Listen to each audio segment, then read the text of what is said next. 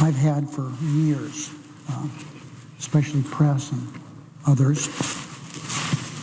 How do you get along with Mitch McConnell? It's obviously not very good.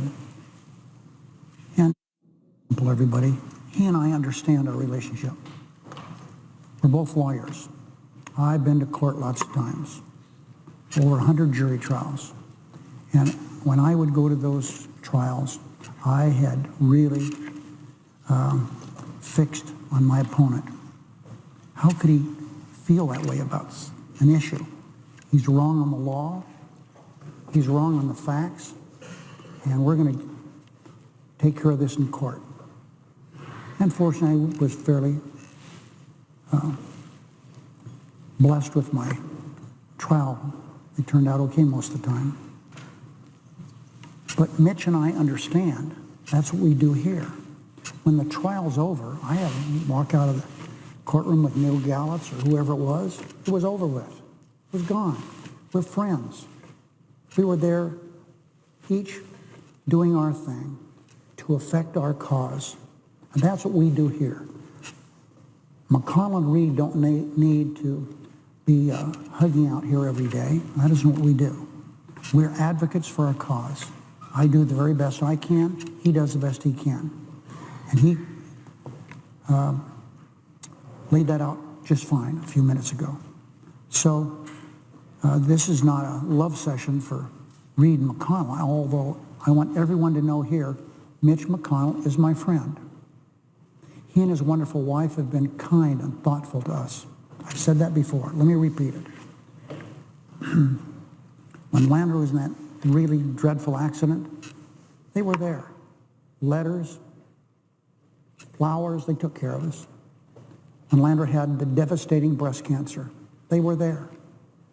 When I hurt myself, Mitch called me.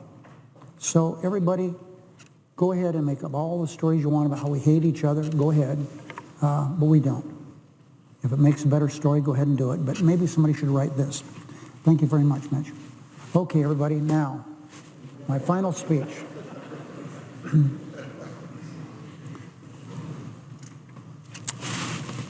The history of Searchlight starts this way, the first paragraph of that book. Searchlight is like many Nevada towns and cities. It would never have come to be had gold not been discovered. Situated on rocky, windy, and arid terrain without artesian well or surface water of any kind, the place we call Searchlight was not a gathering spot for Indian or animal. Searchlight. It's a long ways from Searchlight to the United States Senate. I grew up during World War II in Searchlight.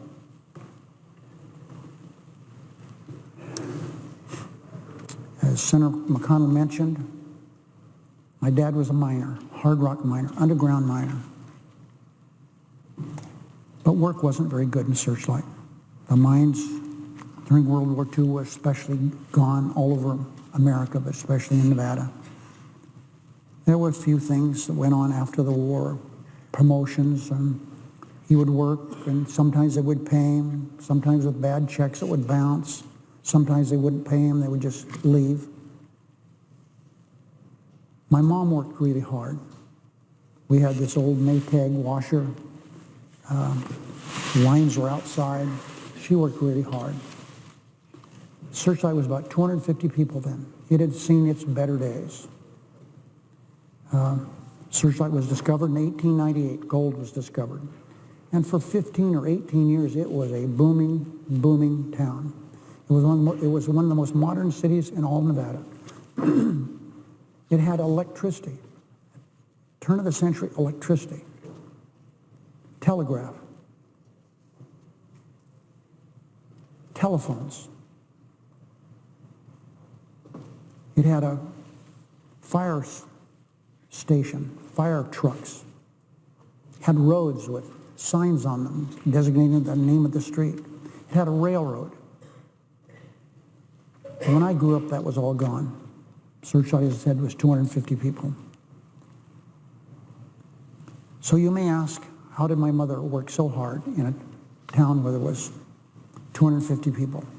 We had at that time no mines, but 13 brothels at one time in Searchlight. 13, not over the time, but one time. The biggest was the El Rey Club.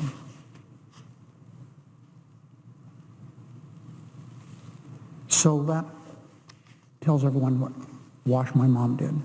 From the casinos and from the brothels. And she worked really hard. She ironed, she washed. And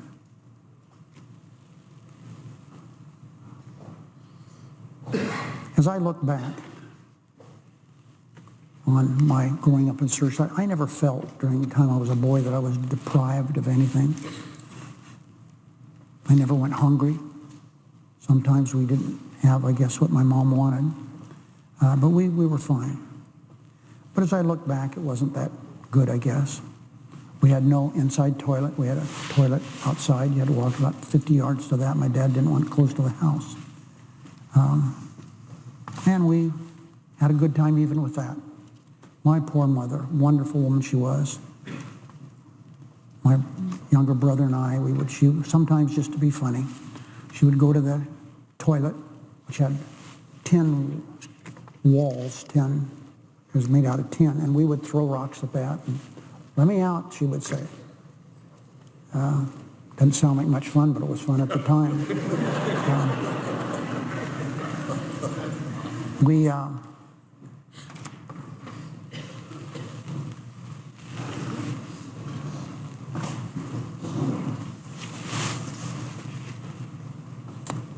As I look back on stuff, when I started elementary school, there was one teacher for grades 1 through 4, and then another teacher for grade 5 through 8. But when I got to the 5th grade, there was not enough. Weren't enough students for 2 teachers. So one teacher taught all 8 grades.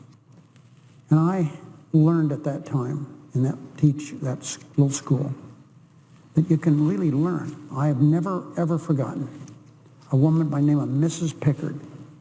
I can still see her, those glasses, just a stereotype, spinster teacher. But she was a teacher.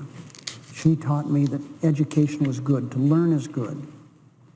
And when I graduated, we had a large graduating class, 6 kids.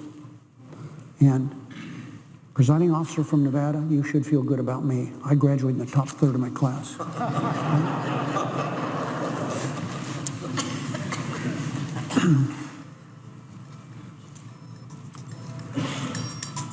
My parents did the best they could.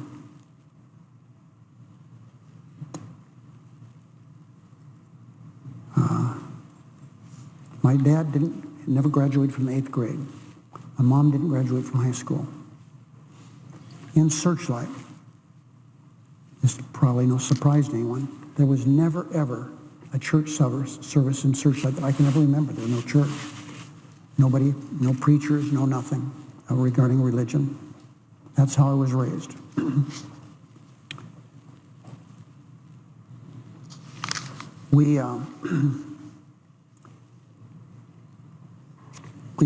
My brother and I were born in our houses. There was no hospital, that had long since gone. I can remember, and I didn't go to a dentist until I was 14 years old. But I was fortunate. I was born with nice teeth, especially on the top. The bottoms aren't so good. But rarely have I had a cavity of any kind. Just fortunate in that regard. We didn't go to doctors. It was a rare occasion. There was no one to go to. I can remember my father having such a bad toothache.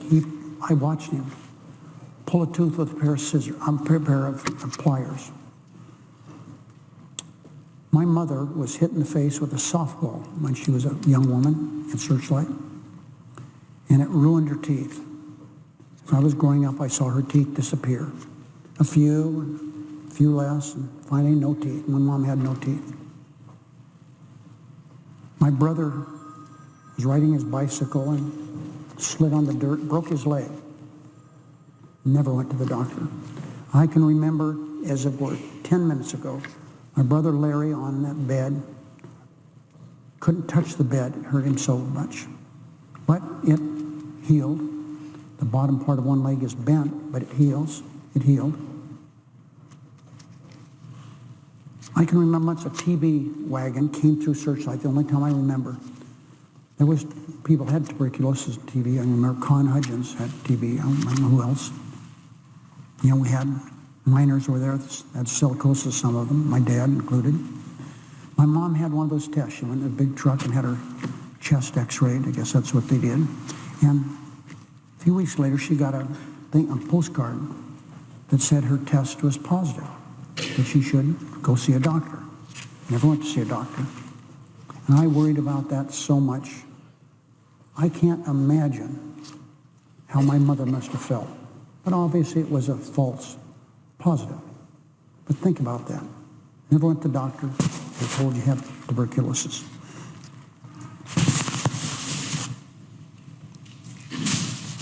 I never, and you know, as I learned more about my dad, I know how important healthcare would have been for him to be able to see somebody to try to explain more about my dad so he can understand himself a little better.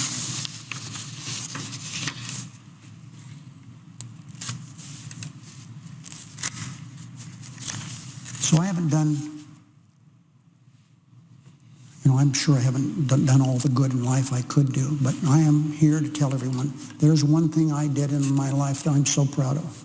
And I'll always be. I hope I'm not boasting. If I am, I'm sorry.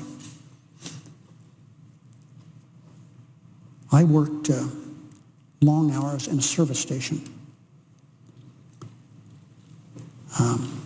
As Mitch indicated, there was no high school in Searchlight, so I went to school in Henderson, Nevada. And I worked in a standard station. I worked really hard, long hours. I took all the hours they would give me. I saved up enough money. I had $250. I was going to buy my mother some teeth. And I went to a man. He was a big shot. Named a school after him. He was on the school board in Las Vegas. He married this beautiful woman from Searchlight. I went to him. Never met him before, but Dr. Smith, here's who I am. His name was J.D. Smith. I said, I want to buy my mother some teeth. He said, I don't do credit here. He insulted me. So I went to Dr. Marshall from Henderson and bought my mom some teeth. It changed my mother's life. My mother had teeth. So my parents lived in Searchlight until they both died.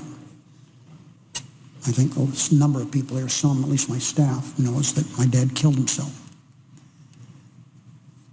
I can remember that day so plainly. I'd been out, I spent 2 hours with Muhammad Ali. Him and I, one of his handlers and one of my staff. I mean, it was so, for me who has always wanted to be an athlete, wannabe, that was great. Some of you know I fought, but you know, he was in a different world than me.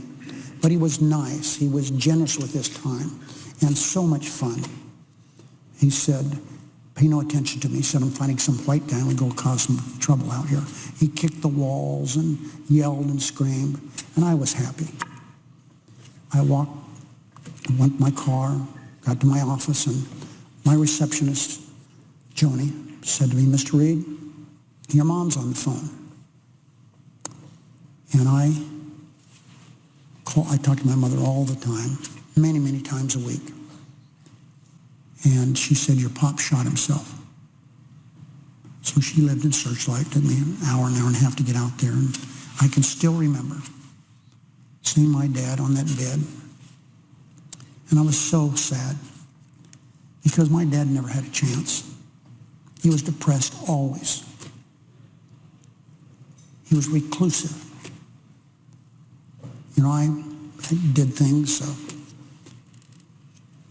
He never came to anything that I did. I never felt bad that he didn't, because I knew my dad. My mom came to everything that she could. But I felt bad about that. And I'll talk a little more about suicide in a little bit. But I think everyone can understand a little bit of why I've been such an avid supporter of Obamacare, health care.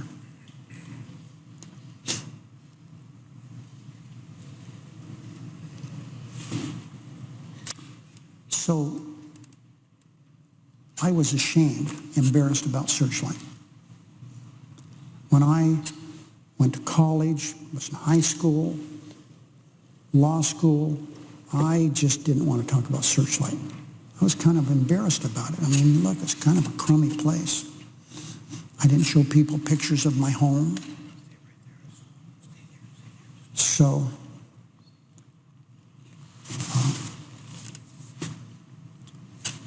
many years later, I was a young man, and I was in government, and Alex Haley, the famous writer who wrote the book Roots, was a speaker at a University of Nevada Foundation dinner in Reno.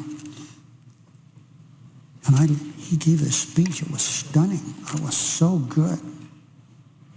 And basically what he said to everyone there, and he directed, I thought, direct remarks to me. Of course he didn't. But he said, be proud of who you are. You can't escape who you are. And I walked out of that event that night a different person, a new man. From that day forward, I was from Searchlight. I'd bought, when I got out of law school, I bought little pieces of property. So I had contacts there. My parents lived there. I went there all the time. But I became Harry Reid, the guy from Searchlight. So one thing people ask me all the time,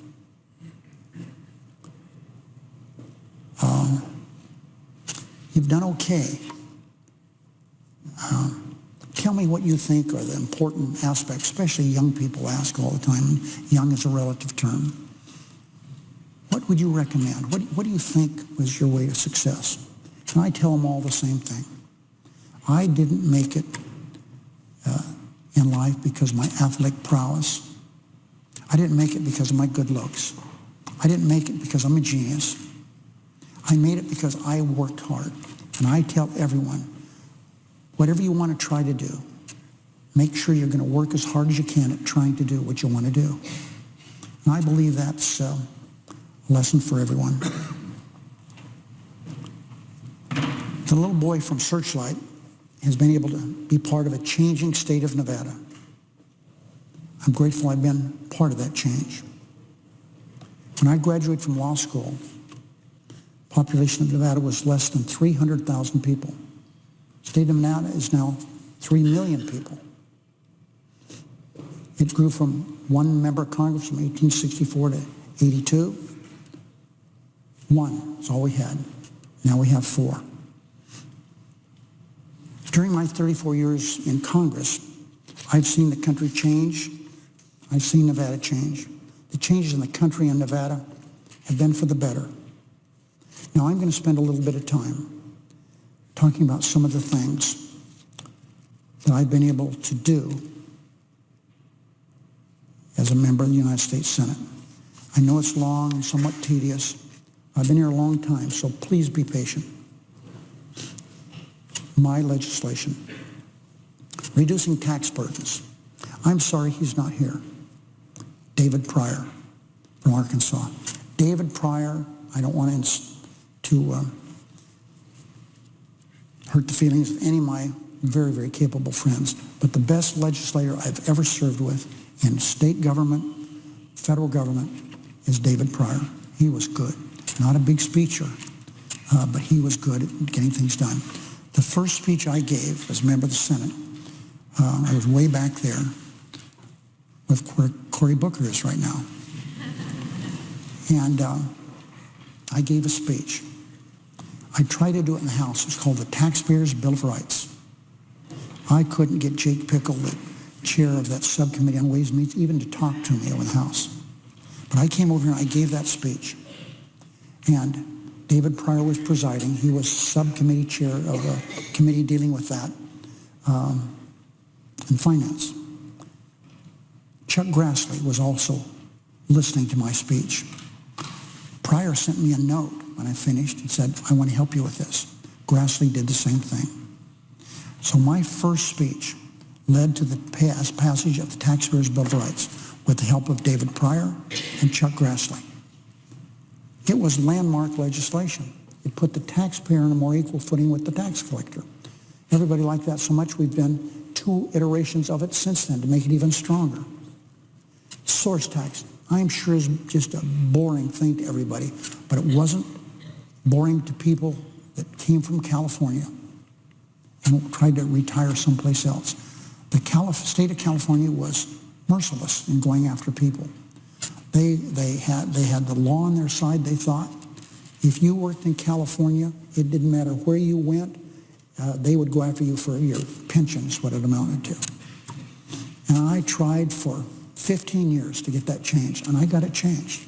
No longer can California, all due respect to Feinstein and Boxer, can they do that. They can't do that anymore. If you retire in California and move someplace else, they can't tax that money. Mortgage tax relief. We all participated in that. I initiated it too when the collapse of Wall Street took place, and that was a big help. Tax incentives for solar and geothermal. Really important. I'll talk a little more about that. Payment in lieu of taxes. All my Western senators will appreciate that. It was just a couple of 4 years ago, 5 years ago, that we were able to fully fund PILT, payment in lieu of taxes. Worked very hard with Baucus, with Wyden, and we did things to take care of some issues that they had. That's the first time that had ever been fully funded. Cancellation indebtedness. That's a buzzword for people that understand taxes a little better, but what happened is people, when everything collapsed, they would try to get out of a debt they had. They couldn't because the IRS would tax them at the value of it when they bought it. When it didn't work, it was unfair. And we got that changed. That was in the stimulus bill. We got that changed. Let's talk about the economy a little bit.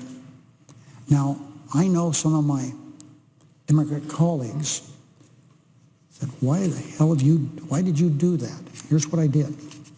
I worked with Republican Senator Don Nickles from Oklahoma, who was a Republican president, okay? And so the worm turns. But Don and I talked about this. We knew that administrations would change, and it would affect every president, Democrat and Republican. And it was called the Congressional Review Act. And what that said is the president promulgates a regulation. Congress has a chance to look it over to see if it's too burdensome, too costly, too unfair. And we've done that quite a few times. And that was because of Reed and Nickles. That was legislation that I did, and it was great when we had Republican presidents, not so great when we have Democratic presidents.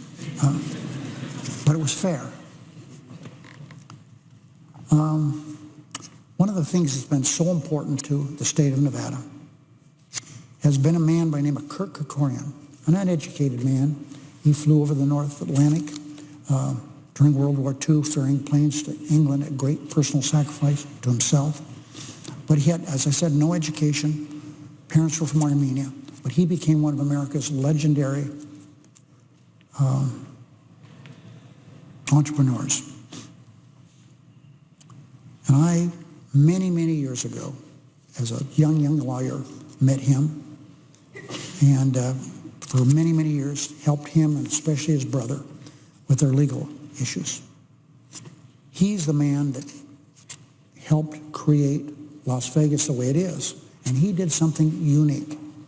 He decided he was going to build something on the Las Vegas Strip called City Center. And for those of you who go to Nevada, look at that sometime. You could be in the middle of New York City. You would think you were there. This is a magnificent operation. Well, it started before the recession. They were desperate to get it finished. More than 10,000 people worked on that project.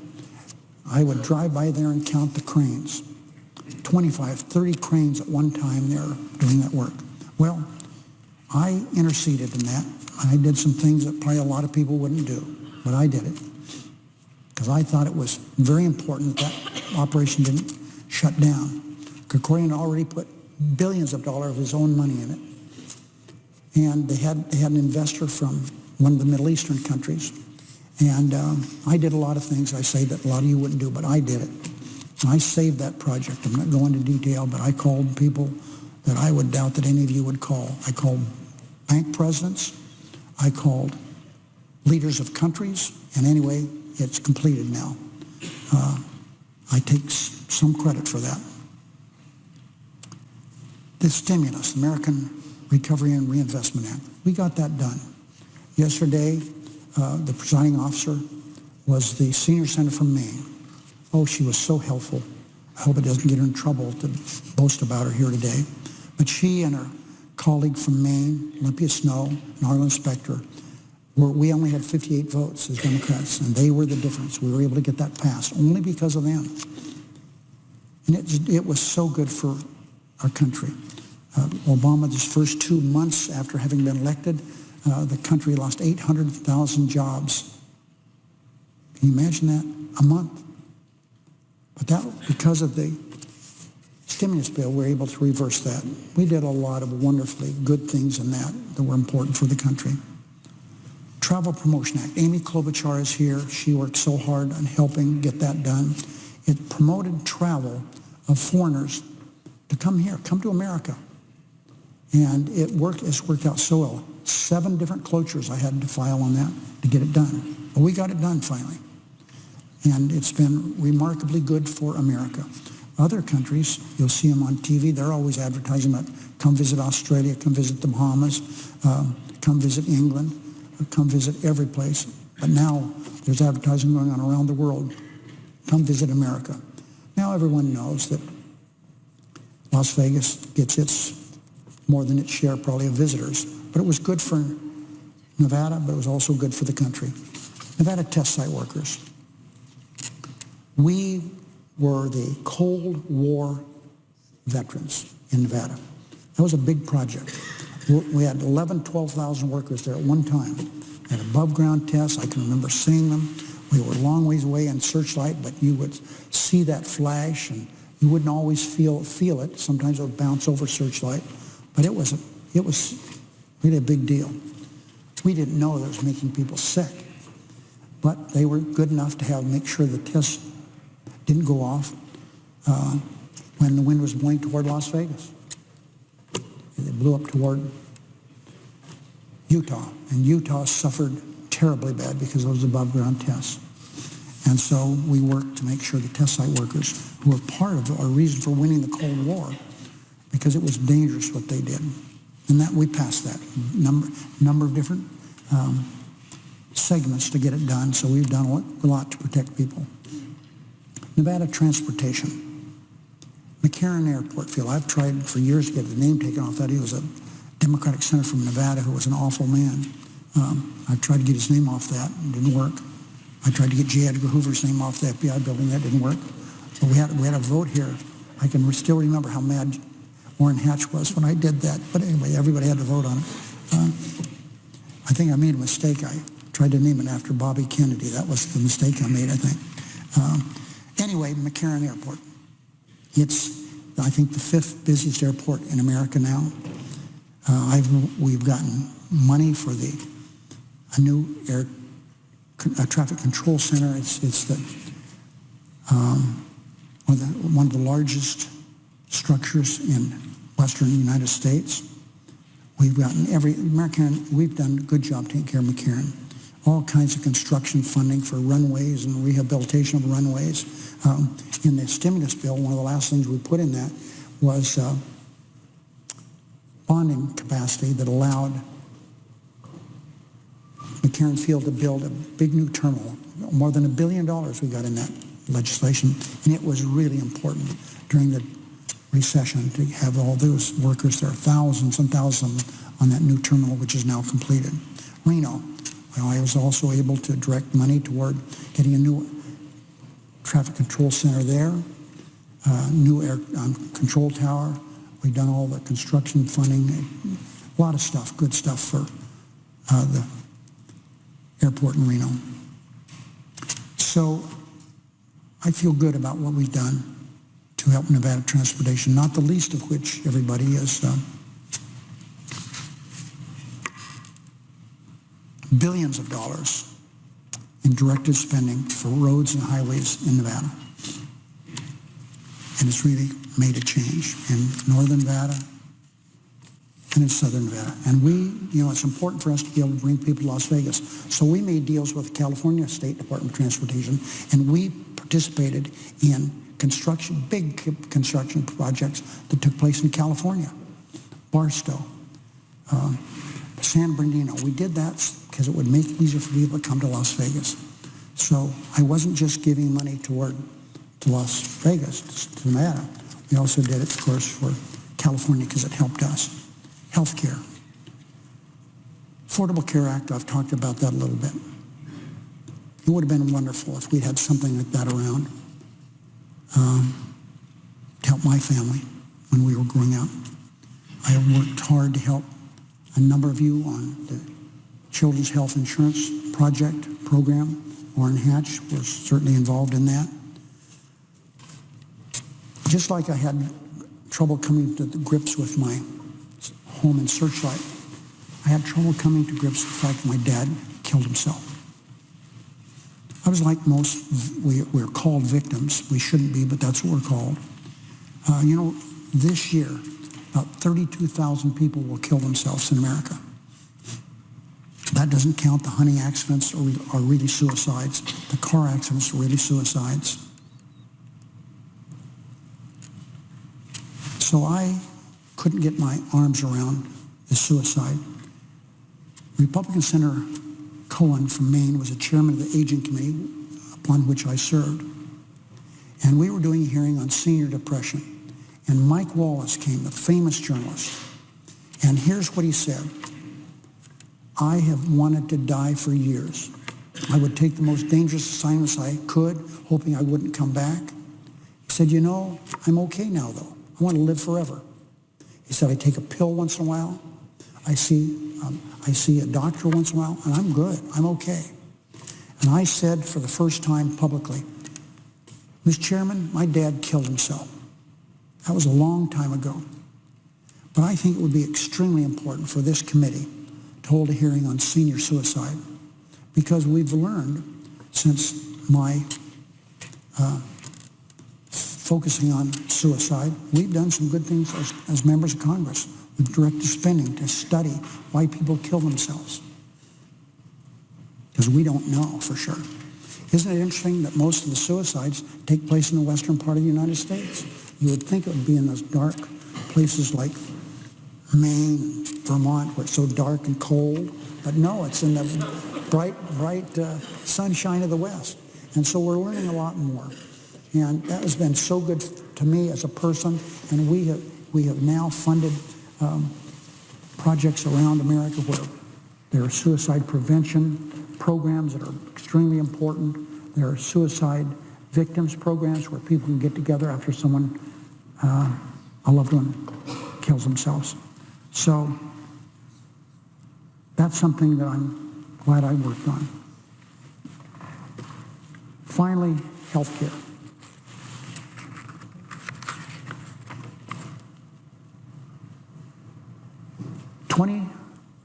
Four years ago, one of my friends from Las Vegas called me, Sandy Jolly, and she said, I would like you to look at this film I'm going to send you. She said, you won't want to watch it, but I want you to watch it. And what it showed was a beautiful little girl from in Africa, in a party dress. It was white. She looked so pretty, it was a party. And suddenly, two men grabbed her, spread her legs apart, and cut out her genitals right there with a razor blade. I thought, man, that's hard to comprehend. And my staff said, no, it's something that you shouldn't deal with. It should be for a woman. But I went ahead and I did something about it. We haven't done as much as we should do, and I would hope that we have people who will pick up this issue. I had a meeting last Friday, the biggest audience I've ever had. Just people, they were there. There was a conference on female genital mutilation. I say that word because that's what it is. Millions of little girls have been cut. That's what it's called, cut. Last year, no one knows for sure, but probably 250,000 little girls were cut. And last Friday, I had 200 people there. I said, this is wonderful. I said, I've had 10 people a couple times, but 2 or 3 of the people were lost and really didn't want to be there. It's really important that we do something about this. We have some laws now. It's against the law in the United States. You can't go away and for purpose of being cut. But there's a lot more needs to be done. Our government has done almost nothing. Spent a little bit on the environment. You know, I've been chairman of the Environment and Public Works Committee twice. Not for very long. I gave it up once because I had to because of control of Congress. And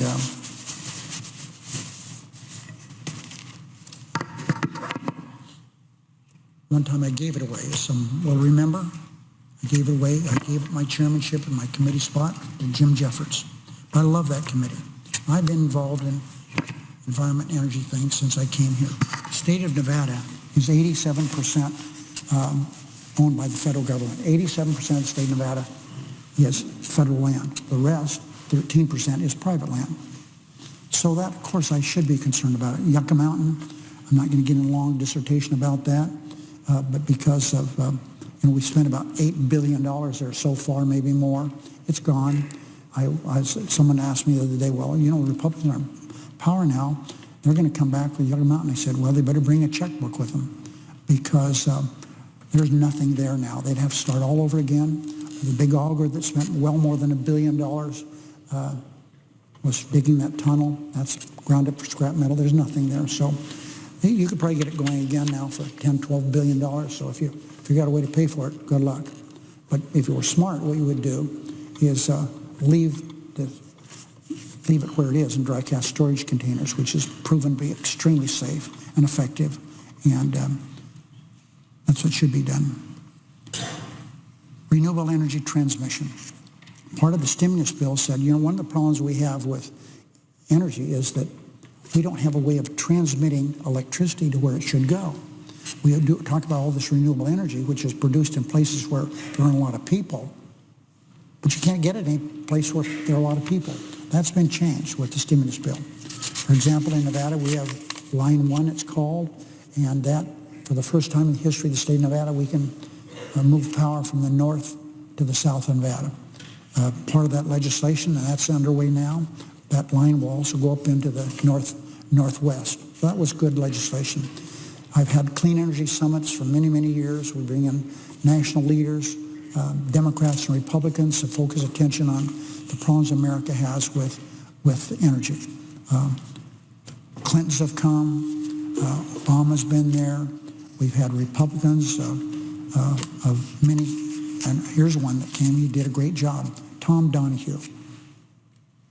Everybody knows him. We Democrats know him for sure. Head of the Chamber of Commerce. Coal. I have no problem with coal. I've helped fund clean coal technology.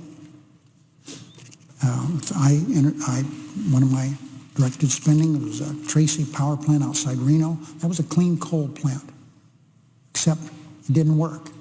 And so they had to go to another type of fuel. So I have nothing against coal. However, I do have something about, I was upset about this. Nevada is very pristine. I've told a couple of people this. People don't understand Nevada. Everybody thinks it's the deserts of Las Vegas, but it's not. Nevada is the most mountainous state in the Union except for Alaska. We have 314 separate mountain ranges. We have a mountain 14,000 feet high. We have 32 mountains over 11,000 feet high. It's a very mountainous state. And so when I learned by reading the papers that we were going to have power companies come to Nevada, our most pristine areas, and they were going to build 3 or 4 new power plants fueled by coal. I said no. And my staff said, you can't do that. You're up for re-election, and they'll destroy you. Well, they tried. You know, they leafleted all the cars in the parking lots, so I was running up the power bills. But I won, they lost. There are no coal-fired plants in Nevada. There's 2 left. One of them is going out of business in a matter of 2 weeks, and the other is on its way out probably within a year. So we're going to have coal-fired plants in Nevada. But we do have lots and lots of renewable energy. I've worked especially with John Ensign when he was here, major land bills, Clark County, Lincoln County, White Plain County, Carson City, and we were able to do a lot of good things to bring land in to save. Because of him, he was a real conservative guy. I had to make deals to move some of our 87% land private. I was able to do that, and he was able to work with me to create more wilderness, and we worked together to get that done. I created the first national park in Nevada, Great Basin National Park. It's wonderful. Everything within the Great Basin is in that park. We have hard to believe now in Nevada, but we have a glacier. We have the oldest living things in the world on that mountain. It's called those old pine trees. They're there. They're there. They're 6,000 or 7,000 years old. Bristlecone pine. They're there. It's a beautiful, beautiful park. Basin Range National Monument. I worked with President Clinton on this. More than 700,000 acres in a remote place in Nevada, and it's done. It's a place where John Muir came as a young man, camping there and talking about how beautiful this was in his diary. Well, now everyone can see that. But part of that wonderful place is a man who's a famous, world-famous artist. His name is Heiser, Michael Heiser.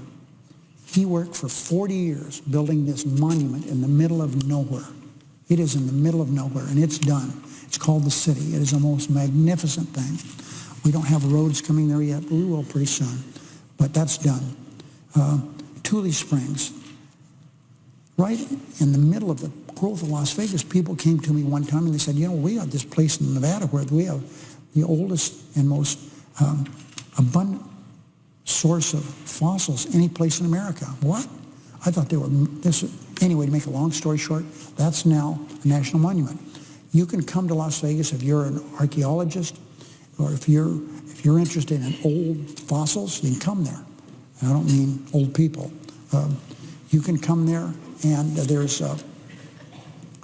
this great study, all these studies going on with this Tule Springs National Monument. When I came to the Congress, we had about 70,000 acres of wilderness in Nevada.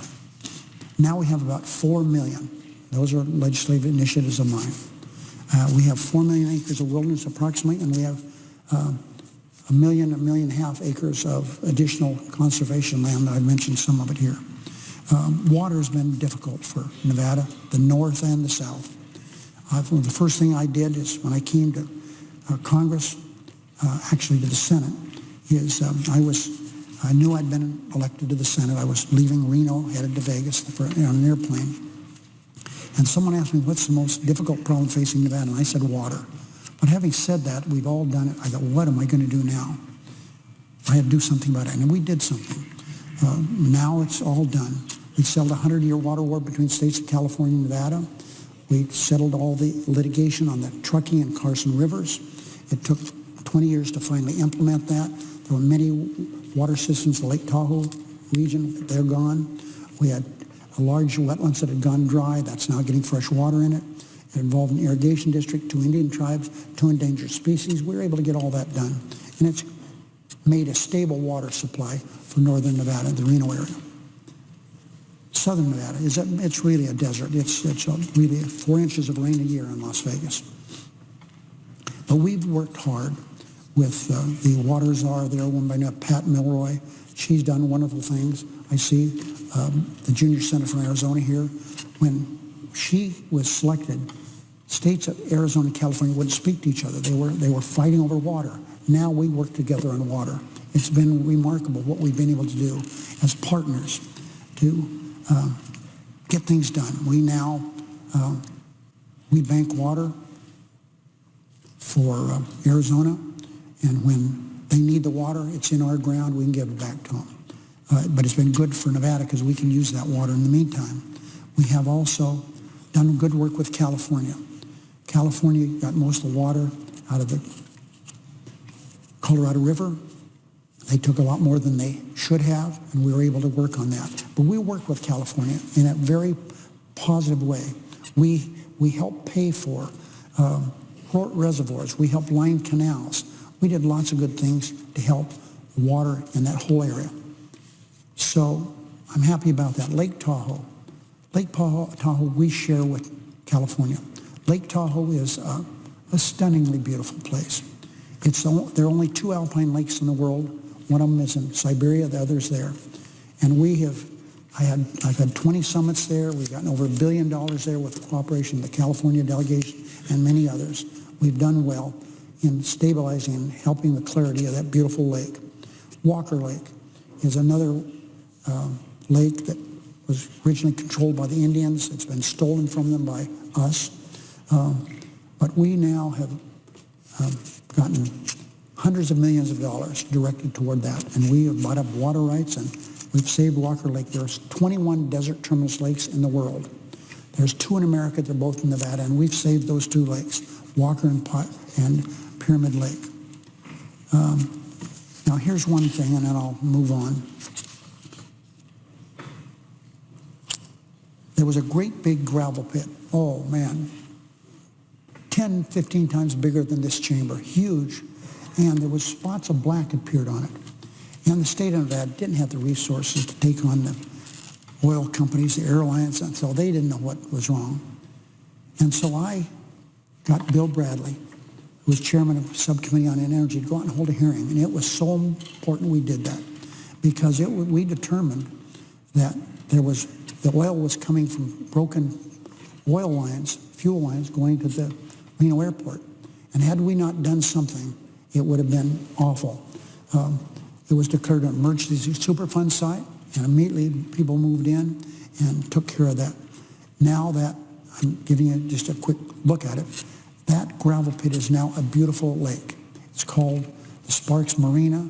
There's condos, apartments, businesses all around that. People boat on it. It's wonderful. And it was all started out as a gravel pit. I appreciate Bill Bradley's good work on that. I want to talk about national security. There are people in this chamber much better than I am, national emergency and national security, and I know that. But I've worked hard. We have been a dumping ground for all things in the military. We had the Nellis Air Force Base originally. By the way, Bill Nellis is from Searchlight. He was a war hero in World War II. It's the finest fighter training facility in the world. If you want to fly jet airplanes and have the so-called PhD, you must train at Nellis. We have a large gunnery range. We have also in northern Nevada, the Navy does the same thing with Fallon Naval Air Training Center.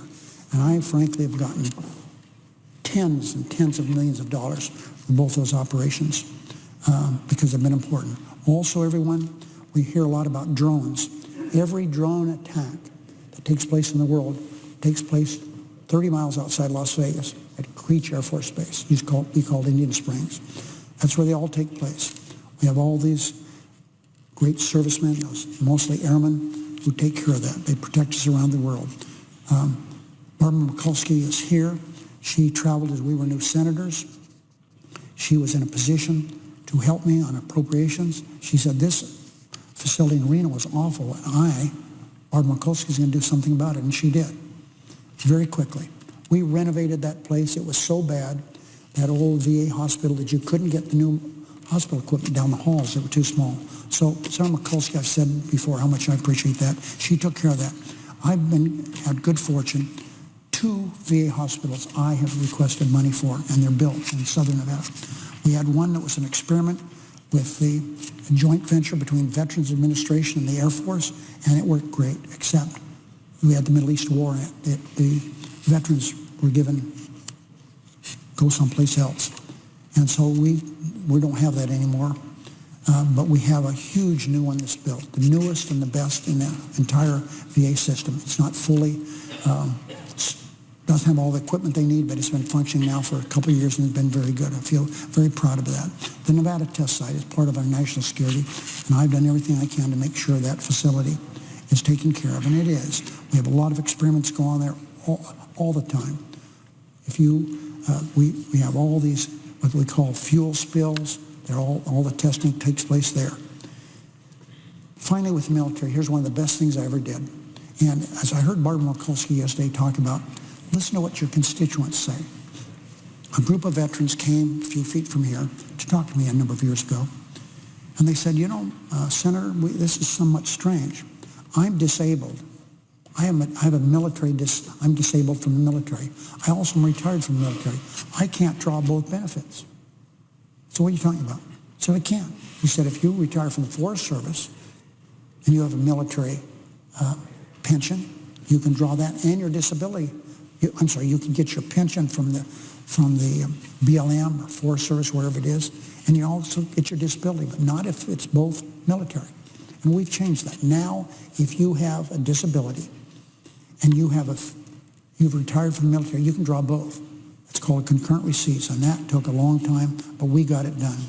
It's not perfect, but it is 80% all done. Okay, judiciary.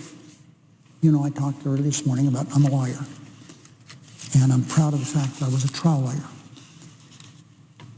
I hear senators talk all the time about these judicial selection committees they have to pick who they're going to have on the federal bench. And I'm glad they do that, because I also have a judicial selection committee.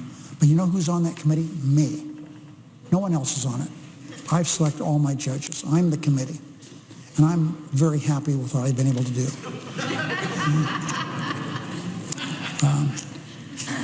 One of the things I did when I was in my house, I named a federal building in Las Vegas, named after this very famous family of lawyers, Foley family, 2 federal judges, a district attorney, a state court judge. Anyway, a wonderful family called the Foley family. So I go back for the 10th anniversary of that, and I look up there, and nothing but white men. I thought to myself, gee, I hope someday I can change that, and as fortune would have it, Lloyd George decided to take senior status, and I had a chance to do something about that. And I have sent names to the president. I've selected 4 more judges myself in the entire history of the state of Nevada, other senators. So what I did with the first one, so that, well, I want to get a woman. We don't have a black on the court either. Why don't we get a black and a woman? And that's what I did. Oh, was I criticized. Oh, she didn't have enough experience. You could have found somebody better. She was a dynamo. People loved this woman. She was so good. She was so good. She's now on the 9th Circuit, and she quickly went there. And during the last of the, anyway, make a long story short, she's been part of the talk about who could go on the Supreme Court. This is a wonderful one named Johnny Rawlinson. I put Roger Hunt, great trial lawyer, on there. Kent Dawson, one of my predecessors, city attorney. David Hagan, a wonderful trial lawyer out of Reno. I put him on the bench. Brian Sandoval, I selected as a federal judge, and he was a good federal judge. And things were going great until he ran against my son for governor. And I wish he hadn't, because my son would now be governor. But he's my friend, and we have a family that accepted that. But he was a Hispanic, first Hispanic on the bench. I have appointed another Hispanic, Gloria Navarro, parents born in Cuba. She's a woman. She's now the chief judge. Miranda Dew. How about that? A woman born in Vietnam is now in the bench in Nevada. How about that? Miranda Dew, born in Vietnam, came here when she was 11 years old to Alabama. Jennifer Dorsey, a woman. Andrew Gordon, Harvard Law graduate. Richard Bulwer, African American. So I've changed that Nevada bench, significantly federal bench. I've had the pleasure of voting for and against all 8 members of the Supreme Court that now sit there. During my career, every one of them I've had a chance to vote. Education. I've worked hard for education in Nevada, and I've done okay. Desert Research Institute is a unique organization. Not helped by the university in Nevada at all. They do it on their own. All PhDs. They've been in existence for 50 years. Some of the most significant research in the world is done there. UNLV supercomputers, I've gotten 2 of them. UNR Earthquake Center, the best in the world. They have more shake tables than any place in America. And people come from all over the world to study what happens with earthquakes. Biodiversity study. For many years, I directed funding to the biodiversity study. They studied, it was the best science going on at the time on the environment, studying the Great Basin. Native Americans in Nevada. We have 26 different tribal organizations. I'm really happy with what I've been able to do to help Native Americans, and believe me, they haven't been treated well in Nevada or any place else. I've led the legislative efforts to make sure that we have water rights taken care of, settle long-standing claims against the United States. We've done the Fallon Paiute Shawnee tribe, Pyramid Lake Paiute tribe, Shawnee Paiute tribes, Duck Valley Reservation, all have been able to develop their water rights and their economies. Pyramid Lake, for example, their money is going to be almost $100 million. Fallon was $60 million. I worked to get 2 new high schools built, and they were so long overdue. Shawnee Claims Distribution Act, it took decades to get done. We finally got it done.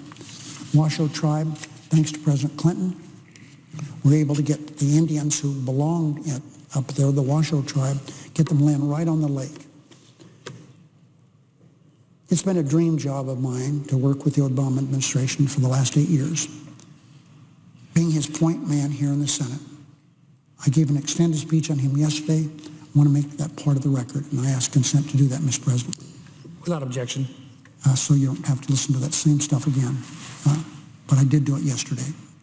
And I also want to ask unanimous consent that I have lots and lots of stuff that I've done that I didn't feel I'd take the time to do. I want to make that part of the record. Without objection. So just get that to him. Okay, winding down, everybody. I know you're glad, but it's been 34 years. I've served with 281 different senators during the time I've been here. I have such fond memories of so many. So many. The hilarious Fritz Hollings, the competent Fritz Hollings. I've never known a better joke teller, and I hope Al's not mad, than Frank Lautenberg. He could tell stories. I have asked him to tell stories, the same story so many times, I couldn't tell it. But he had one about 2 wrestlers. I'm not going to repeat it. But he was very, very funny. And I'm not going to go through the whole Ted Kennedy list and all that, but I've had wonderful experiences with my senator friends. When I came as Democratic senator, there was one woman, Barbara Mikulski. That was it. One woman. I'm very happy now that we have 17 Democratic women and we have 4 Republican women. And I want to just say, make the record very clear. The Senate is a better place because of women being here. There is no question, for many different reasons. But they have added so much to the Senate. The only problem we have now, there aren't enough of them. But we did our best this go-around. We got 4 new Democratic senators. Leaders. I've already talked about Senator McConnell. It's been my good fortune to have been able to serve with such good leaders like Robert Byrd. I don't know if it's true. I accept it because that's what I want to believe. A number of people told me I was his pet. As I say, I don't know if I was or not, but he sure was good to me. George Mitchell.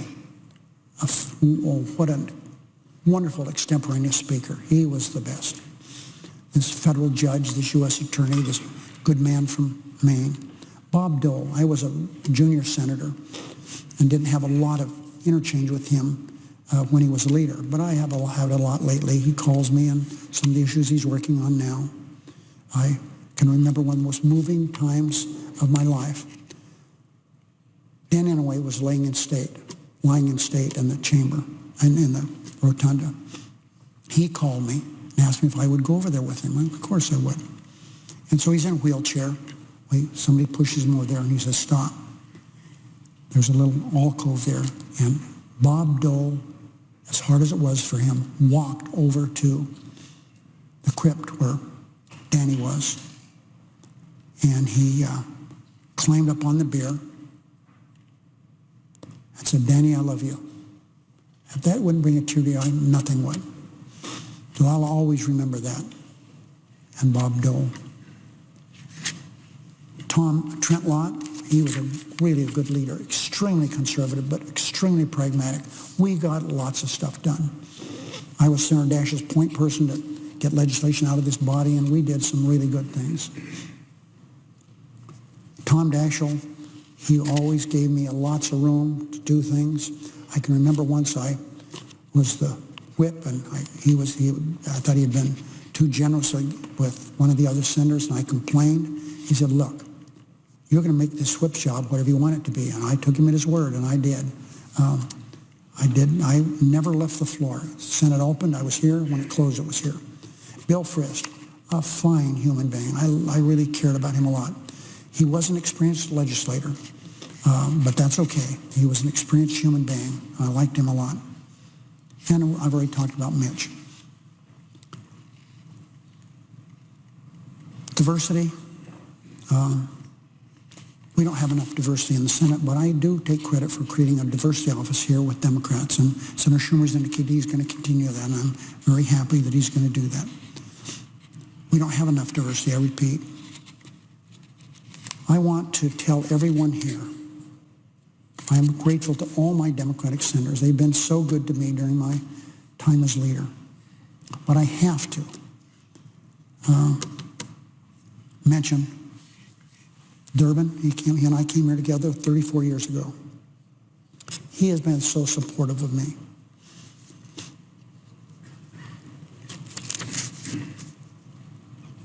He's been my cousin Jeff.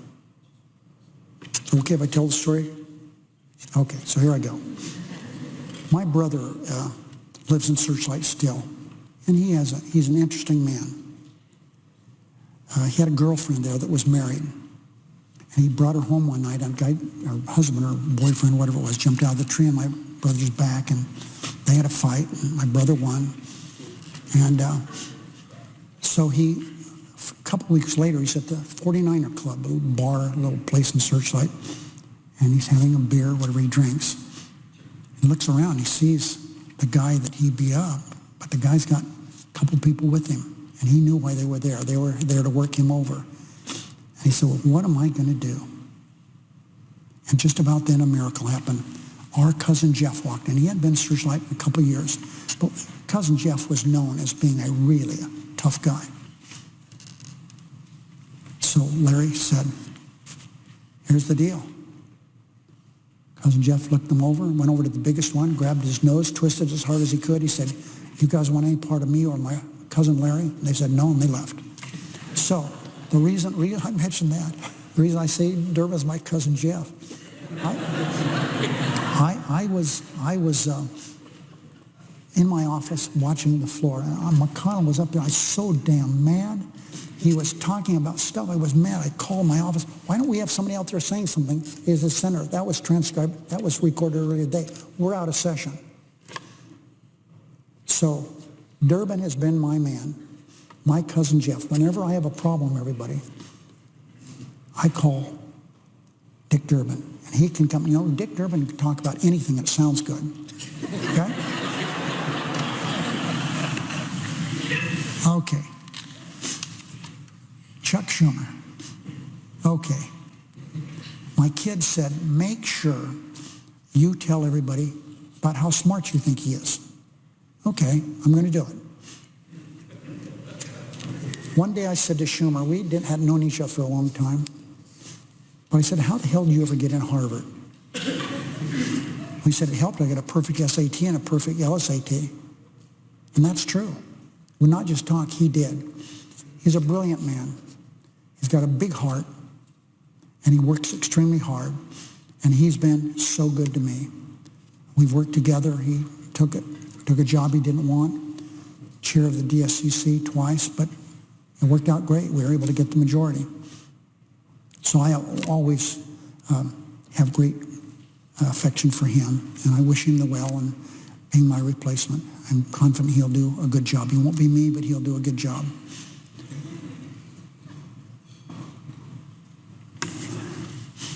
My staff.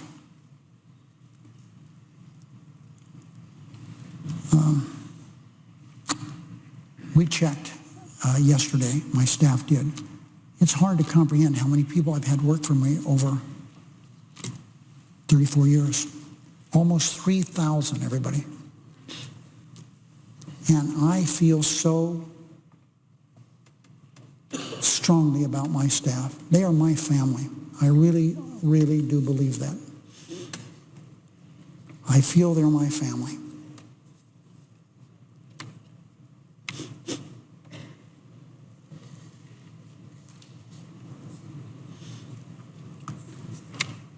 Chiefs of staff, I haven't had that many, surprisingly, in over 34 years.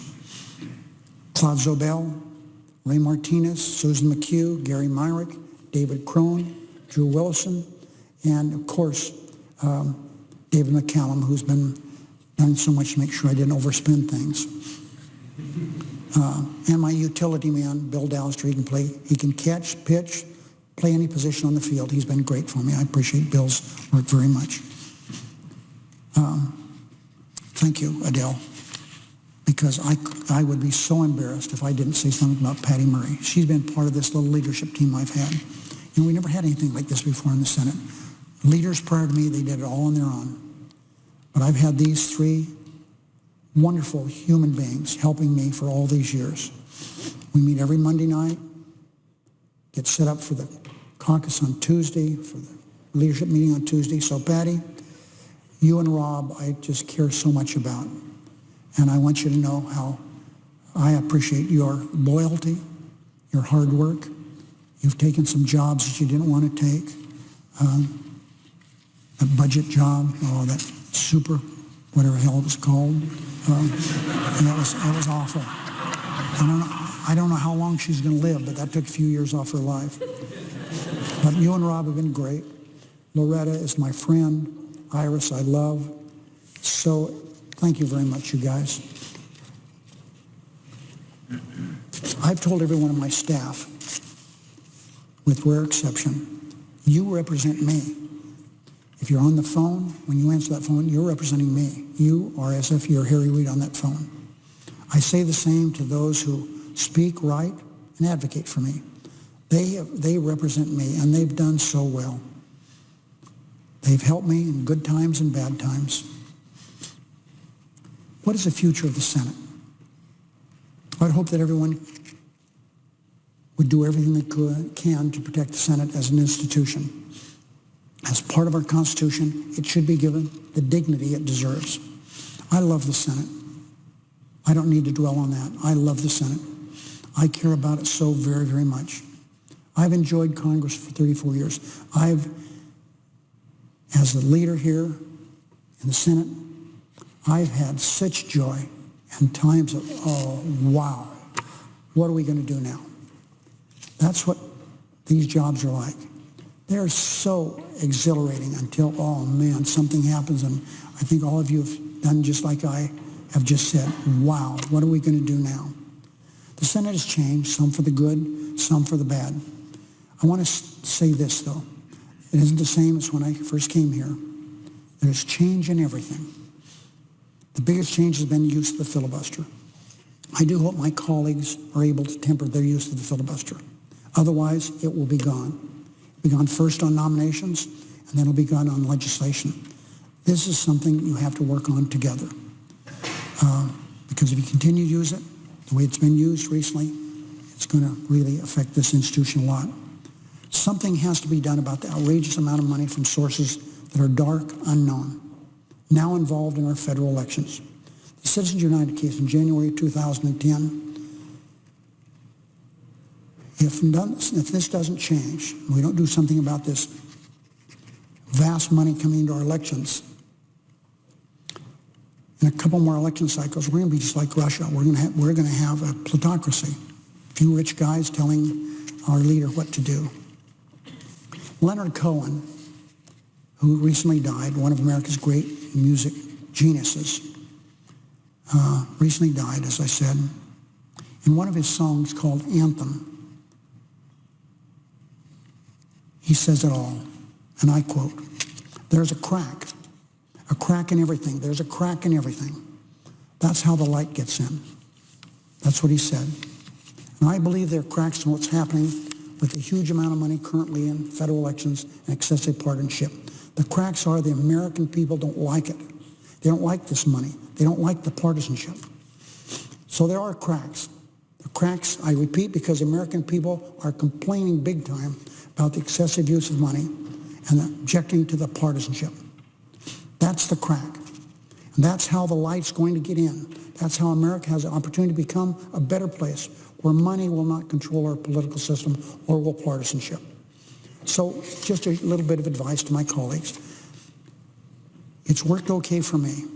It doesn't matter if I'm in Elko, really a conservative place in Nevada, 400 miles from Las Vegas. If a question is asked in Elko of me, I say that I give the same answer there as I give in Las Vegas. We should all do that. People in Nevada have never had to worry how I stand on the issue. I tell them how I feel, and that's why I've never had any big bang elections. But people at least know how I stand. People who don't necessarily like how I vote, what I talk about, at least they know how I feel. I think that's good advice for everybody. At least that's worked well for me, I hope. But what's your formula for success? What do you recommend? And I tell them the same thing about working hard. Of course that's important. Of course it's important. But also stay true to who you are, your roots. Now, my social life, my time in Washington's been different than many. I'm not saying it's better, but it's been different. Every year there are galas. White House Correspondents' Dinner, the Gridiron Club Dinner, Radio and Correspondents' Dinner, Alfalfa Club. So during my 34 years in Congress, I have approximately 135 or 36 of these. I've attended one of them. For me, that was enough. I've attended one congressional picnic in 34 years. That was because my son Key had a girlfriend named Miley, and he wanted to impress her. And I guess he did because they're married. But one was enough for me. I've attended one state dinner. That's because I had a son who spent 2 years in Argentina. I wanted to meet the president of Argentina. I did that for my son Rory. But one was enough. I haven't been to another one. I've never been to a White House congressional ball that's going to be held tonight. I guess haven't been inquisitive how it would be, but I don't want to go. I've seen one World Series. That was enough. I've been to one Super Bowl. That was plenty. I've flown once in an F-18, and that was enough. So I've gone over the years to hundreds of fundraisers for my friends and colleagues, but everyone has to acknowledge I can get in and out of those pretty quick. So let me talk about the press a little bit and their responsibility as I see it. We're entering a new Gilded Age, and it's never been more important to be able to distinguish between what is real and what is fake. We have lawmakers pushing for tax cuts for billionaires and calling it populism. We have media outlets pushing conspiracy theories disguised as news. Separating real from fake has never been more important. And I wish I have met him, but I wish I could sit down and talk to him sometime because I so admire Pope Francis. Here's what he said yesterday, and this is a quote. The media that focuses on scandals and spread fake news to smear politicians risks becoming like people who have a morbid fascination with excrement. That's what Pope Francis said. He added that using communications for this rather than educate the public amounted to a sin. Well, he can categorize sin. I can't, but I agree with him on what he just said. I acknowledge the importance of the press. I admire what you do and understand the challenges ahead of you. but be vigilant, because you have as much to do with our democracy as any branch of government. This is the best understood by listening to what George Orwell had to say a long time ago. I quote, "Freedom of the press, if it means anything at all, means the freedom to criticize and oppose." So press, criticize and oppose. Please do that. So this really is the end of my speech. I have 5 children: Lana, Rory, Leaf, Josh, and Key. They've been role models for me and for Landra.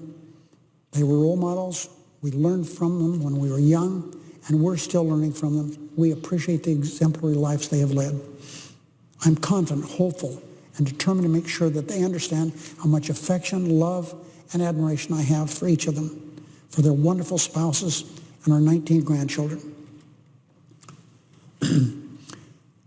Okay, here goes. Whatever success I had in my educational life, my life as a lawyer, my life as a politician, including my time in Congress, is directly attributable to Landra, my wife. We met when Landra was a sophomore in high school and I was a junior. That was more than 6 decades ago. We married at age 19. As I've said, we have 5 children. We have wonderful 19 grandchildren. She's been the being of my existence in my personal life and my public life. Disraeli, the great prime minister, said in 1837, listen to this, what he said: the magic of first love is that it never ends. I believe that. She's my first love. And it will never end. Lana and I have talked, and we understand we're going to have a different life. We've said it, and we believe that we're not going to dwell on the past. We'll be involved in the past any way we need to be, but we're going to look to the future. I wish everyone the best. I'm sorry I talked too long. I usually don't do that. I thank everyone for listening to my speech. I appreciate my wonderful family being here, my friends, my staff, and each of you. Thank you for friendship, support over the years.